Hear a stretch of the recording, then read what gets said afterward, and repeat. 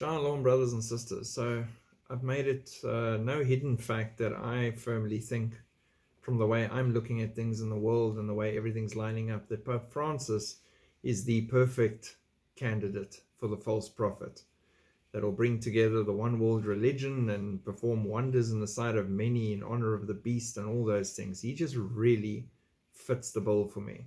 And that's besides the Catholic prophecies of him being the last pope before the end times and all those things that just also seemingly point in that direction.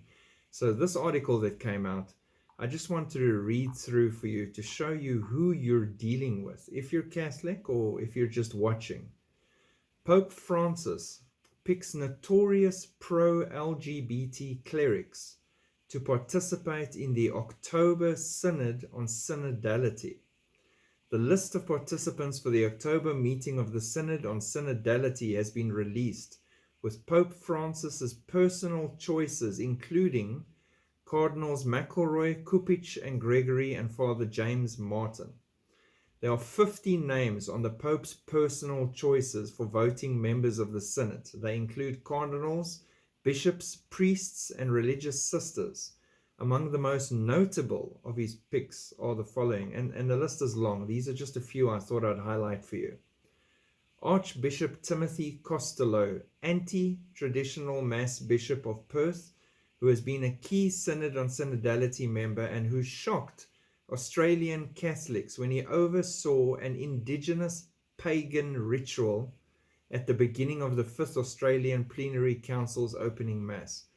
Not surprising for me, because a lot of the things celebrated in Christianity today were brought in from pagan nations and their rituals to incorporate them into the church.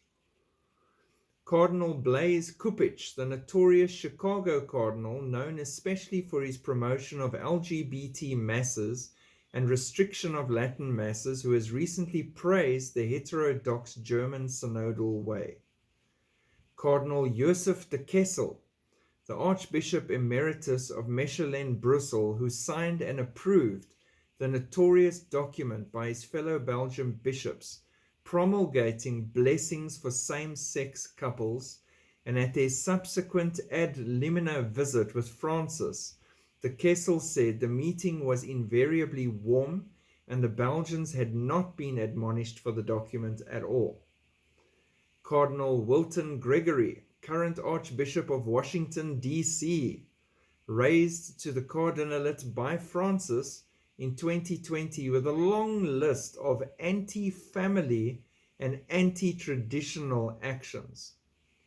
Cardinal Jean-Claude Hollerich, Relator General of the Synod and recently appointed member of the Pope's Council of Cardinals, prominently pro-LGBT, who previously claimed he is in full agreement with Pope Francis on the issue of opposing Catholic teaching on homosexuality.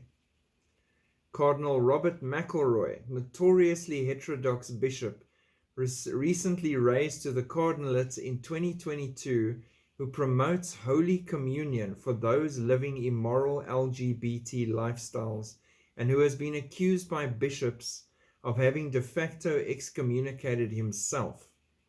Father James Martin, the notoriously pro-LGBT Jesuit, also a member of the Dicastery for Communications, who enjoys increasing papal favor despite his long record of promoting LGBT ideology in dissent from the Catholic teaching.